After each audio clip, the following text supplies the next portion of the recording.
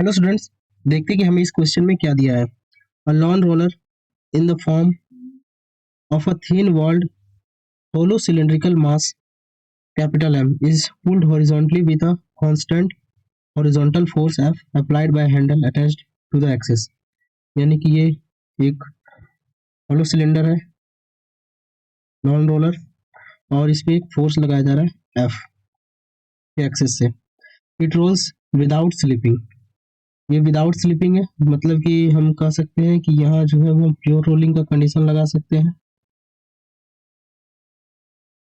हमें एक्सेलरेशन और frictional force पता करना है। तो प्योर रोलिंग में क्या होता है? प्योर रोलिंग में हम जानते हैं V equals to R omega हो जाता है and A equals to R alpha. ये दो चीज हम जानते हैं कि होता है। अब यहाँ एक्सेलरेशन जो हो रहा है इस नॉन रोलर में, ये एक्सेलरेशन कौन काउज करेगा? तो एक्सेलरेशन जो है, एक्सेलरेशन काउज करेगा कौन? तो अप्लाइड फोर्स, जो इसमें अप्लाइड फोर्स हो रहा है, अप्लाइड फोर्स की वजह से आएगा एंड फ्रिक्शनल की वजह से आएगा। कुछ अगर फ्रिक्शन फोर्स इसके सरफेस पे लगेगा तो अगर इधर की ओर फोर्स है तो फ्रिक्शन फोर्स किधर लगेगा? इसके अपोजिट डायरेक्शन, इस डायरेक्शन में फ्रिक्शन लगेगा। तो अब हम इक्वेशन लिखते हैं। तो फॉर ट्रांसलेशनल मोशन, इसके के लिए क्या हो जाएगा?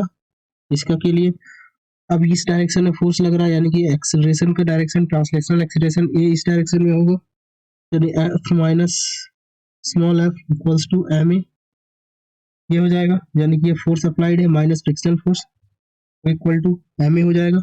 इसे इक्वेशन 1 देते हैं। वो रोटेशन की वजह से, और रोटेशन, अब ये कुछ अल्फा से रोटेट करेगा तो वहां से टॉर्क जो है वो क्या आ जाएगा? टॉर्क जो है वो इस फ्रिक्शन की वजह से आएगा। ये टॉर्क क्या लिख सकते हैं फ्रिक्शन की वजह से? हम F R frictional force into R, ये जो रेडियस है, ये सेंटर के अबाउट हम ये फ्रिक्शन फोर्स है जो है वो हम टॉर्क निकालें। अब ये किसके इक्वल होता है? टॉर्क को हम लिख सकते हैं आई अल्फा के इक्वल, तो ये एफ आर हो जाएगा। अब आई फॉर होलो सिलेंडर वो कितना होता है? तो एम आर स्क्वायर होता है इंटू अल्फा, और वो इक्वल हो जाएगा एफ इंटू आर के। यहाँ से हमारा आ गया क्या? F equals to M R alpha, ये आ गया। और इसको और क्या लिखा सकता है? तो इस इक्वेशन से हम जानते हैं ए इक्वल्स टू आर अल्फा होता है, तो इसको हम एम ए ये भी लिख सकते हैं। ठीक है, इसको इक्वेशन 2 दे देते हैं। अब इस इक्वेशन में हम पुट करते हैं एफ का वैल्यू, तो एफ इक्वल्स टू क्या आ जाएगा? हो जाएगा 2ma, और यहाँ से एक्सेलरेशन हमें पता चल जाएगा एफ अपॉन 2m। ये हमारा एक्सेलरेशन हो गया लॉन रोलर का।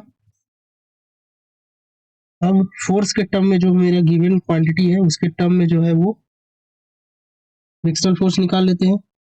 तो यहाँ से क्या आ गया? F equals to M A है गया, यानी एम, और एफ अपॉन 2m, यानी कि एफ बाई 2। तो यहाँ से मेरा फ्रिक्शनल फोर्स का भी वैल्यू जो है वो आ गया एफ बाई 2, और यहाँ से हम एक्सेलरेशन भी फाइंड कर लिए, हो गया एफ बाई 2m।